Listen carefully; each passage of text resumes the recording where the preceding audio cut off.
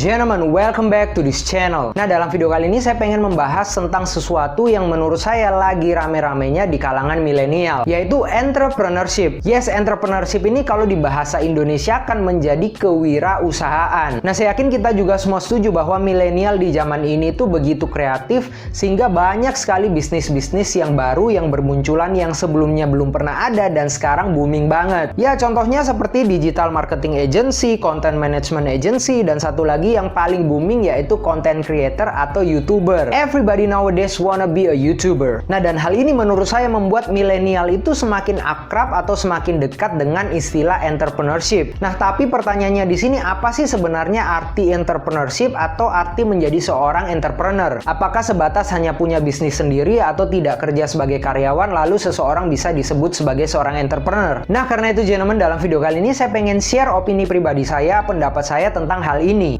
Apakah entrepreneur itu sama dengan pengusaha? So gentlemen, tidak berlama-lama lagi, let's start.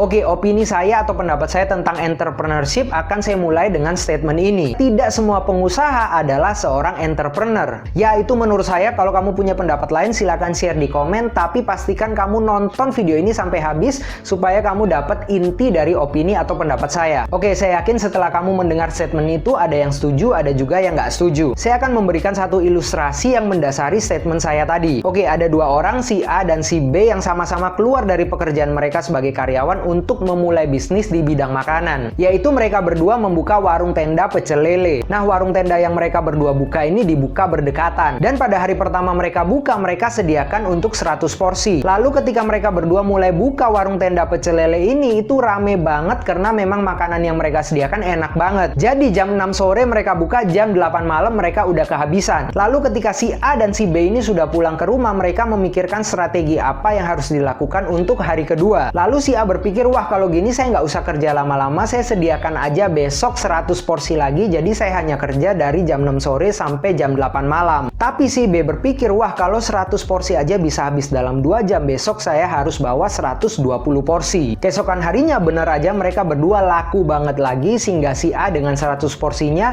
habis di jam 8 dan besoknya dia berpikir akan membawa 100 porsi lagi. Sedangkan untuk si B 120 porsi yang dia bawa di hari kedua itu habis di jam 8.15 dan untuk besoknya dia berencana untuk membawa 140 porsi. Nah, menurut kamu dari dua pengusaha ini mana yang 6 bulan ke depan usahanya lebih berkembang dengan pesat? Nah, dari ilustrasi ini saya bisa mengatakan bahwa tidak semua pengusaha adalah seorang entrepreneur. Karena menurut saya seorang entrepreneur itu bukan hanya sebuah status pemilik bisnis, tapi juga tentang attitude, personality, dan sikap kita. Menurut saya sudah seharusnya seorang entrepreneur itu punya nilai-nilai yang berbeda dengan pengusaha yang lain. Seperti nilai kejujuran di tengah banyaknya bisnis yang mulai curang, visioner, persisten, kemauan untuk belajar, kemauan untuk mengembangkan diri, dan juga kemauan dan kemampuan untuk menjadi leader atau pemimpin bagi karyawan-karyawannya. Dan masih banyak lagi sikap atau traits positif yang lain yang harus dimiliki seorang entrepreneur lebih dari hanya sekedar status pemilik bisnis. Pertanyaan selanjutnya adalah, apakah jika seorang karyawan atau seseorang yang bekerja di perusahaan yang bukan miliknya sendiri,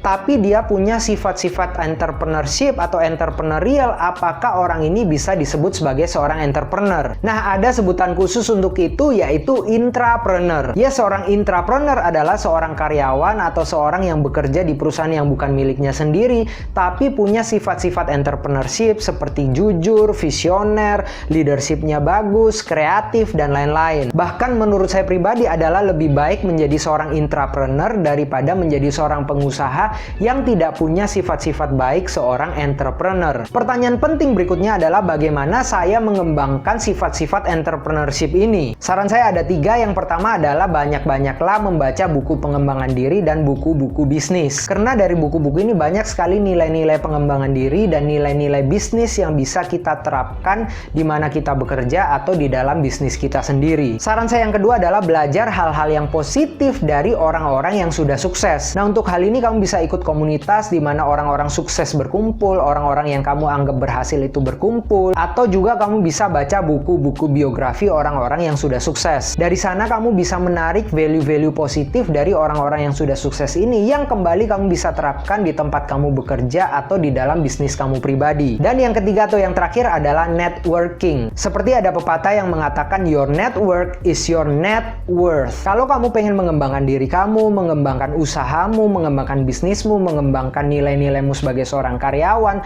kamu harus bergaul, berkumpul dengan orang-orang yang bisa menolong kamu, menuntun kamu ke arah yang lebih baik. Nah, saya percaya jika tiga hal ini dilakukan dengan baik, itu bisa sangat membantu kita mengembangkan diri kita menjadi seorang entrepreneur atau intrapreneur yang lebih baik. Dan sekali lagi bagi kamu semua yang mungkin punya usaha yang masih kecil, atau kamu seniman, atau bahkan kamu karyawan, jangan berkecil hati kalau banyak orang yang menganggap kamu bukan seorang entrepreneur. Karena entrepreneur yang sukses itu bukan melulu hanya seorang kontraktor yang punya proyek-proyek miliaran atau triliunan, tapi semua pengusaha yang punya value-value positif sebagai seorang entrepreneur. So gentlemen, for me, you are an entrepreneur. Oke gentlemen, itu tadi opini atau pendapat saya mengenai entrepreneurship. Dan tentu aja kalau kamu punya pendapat yang sama, pendapat yang berbeda, atau opini yang lain, kamu bisa share pendapat kamu di komen. Kita tidak perlu berdebat karena berbeda pendapat bukan berarti kita musuh. Gentlemen, jangan lupa juga untuk terus support channel ini dengan like, share, dan subscribe. Oke, I guess that's it for today gentlemen. Semoga video kali ini bermanfaat untuk kamu semua. See you gentlemen on the next videos.